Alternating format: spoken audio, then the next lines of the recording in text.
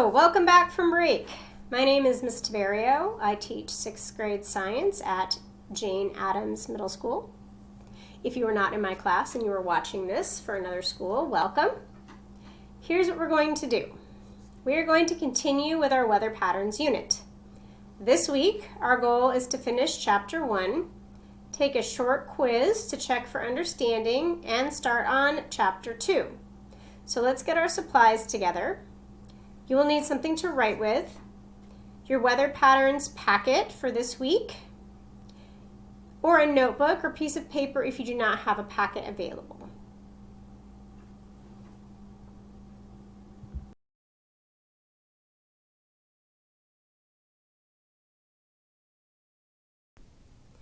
All right, ready? Great. Here we go. Let's spend a few minutes reviewing clouds. Last time we were together, we read about different kinds of clouds. What do you remember about clouds? If you can't remember very much, it's okay to look back at the article and your annotations. Take a minute to write down a few things that stood out to you. I'll wait.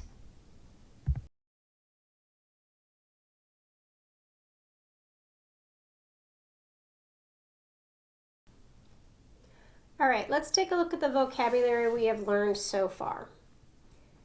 We have talked about air parcels, clouds, condensation, energy, evaporation, temperature, transfer, water vapor, and weather. Here are all of those definitions if you need a minute to read them and remember what we've been learning.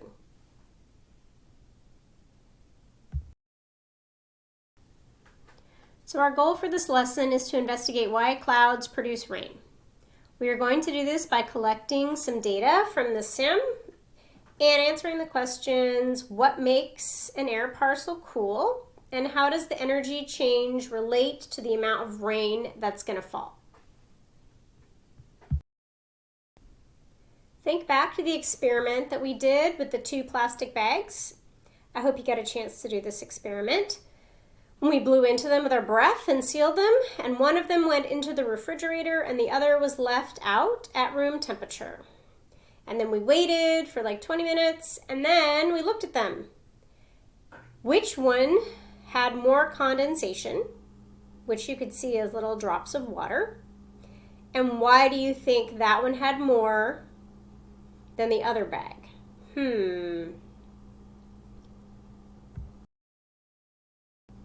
Okay, so that image was of condensation, and hopefully that is something like what you saw, all those little drops of water in the bag that was in the refrigerator. So, colder air temperature contributes to an increase in condensation based on that experiment. So hopefully that's something that you guys discovered. So that's one piece of evidence.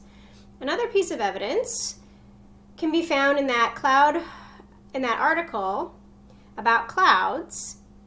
If we look in the section that says cloud formation and energy, I bet we can find some more evidence that will answer that question about how an air parcel cools. All right, let's take a look at that.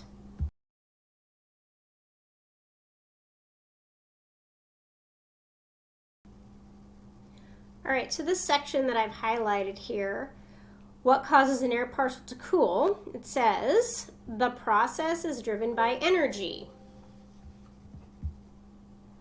When a warm air parcel is surrounded by colder air, the energy from the warm air parcel is transferred to the colder air until the temperature of all the air is equal. When an air parcel is losing energy, the temperature of the air parcel decreases. The energy transfer that causes the warm air parcel to cool also causes the water vapor in the air parcel to condense into liquid water. This liquid water is what forms a cloud. The more energy the air parcel loses, the more it cools, and the more liquid water it forms, making more rainfall possible. When the droplets of liquid water in the clouds become big enough, they fall to the ground as rain. Okay, so this has told us that when an air parcel is losing energy, what's happening? Take a minute to write some stuff down or highlight it in your article so that you too can remember these very important facts about how rain is forming.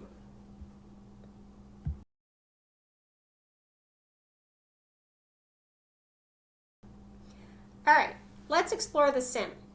So if you have the ability to get into Amplify, I suggest you pause this video and then use the packet to go explore on your own.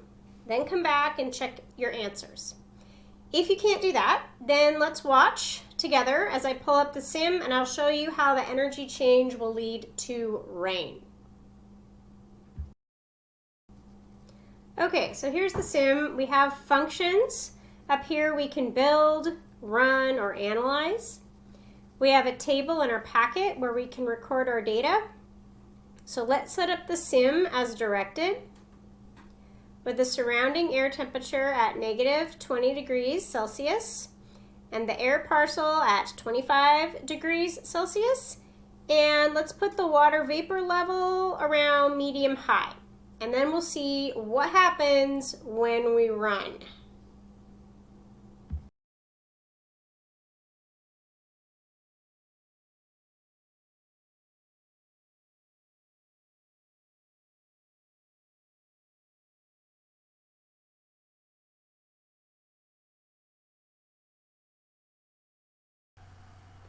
All right, well, what do we see? So I saw some bright yellow arrows sending energy out. I saw a change in temperature happening in the air parcel. And I also saw some rain falling. Whoa. Okay, so now we can take a look at the Analyze section and see what information is over there and what we can fill in on our table to help us collect our data so that we can continue to answer our investigation questions.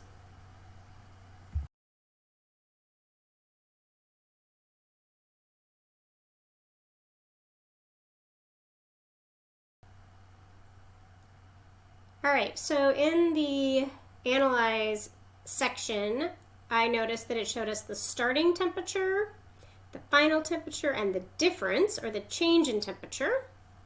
It let us know how much energy transferred out. It talked about the water, the total water, the form of the water. So was it water vapor? Was it liquid water like a cloud? Or was it liquid water like rain? And then it talked about the rainfall level. Was it low, like a 1, or was it higher, like a 4, which would be like a crazy rainstorm? So there is a bonus section in the packet that I encourage you to do if you can get onto the sim. And it will let you run a bunch of tests so you can compare the amount of water vapor and how that impacts the amount of rain that falls. It's always good to run multiple tests in science so we have multiple data points. So you can do that on your own time and get more information and watch more storms or not storms falling. So you can run a test with a low amount of water vapor, a medium amount, and a high amount.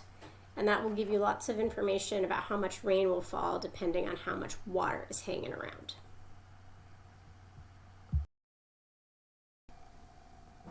Okay, so let's wrap up this lesson.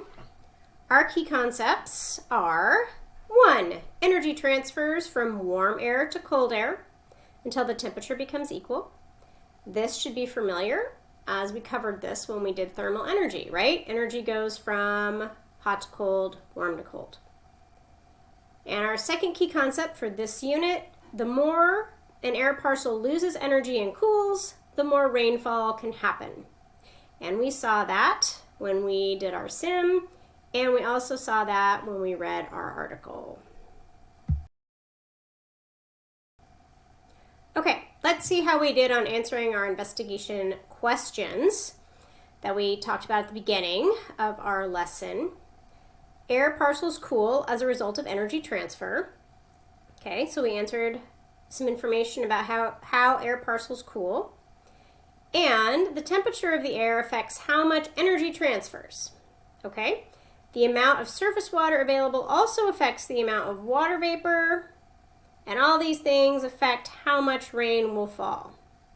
All right, so our question was talking about, at the beginning of this unit, understanding rainfall is what our chapter question is.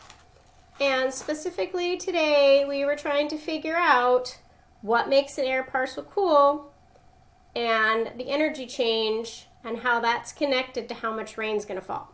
So hopefully you guys are feeling pretty good about that the air parcel cools because the energy transfers out from warmer to colder, and that it is important to have available water vapor if we want some rain to fall or if nature needs rain to fall.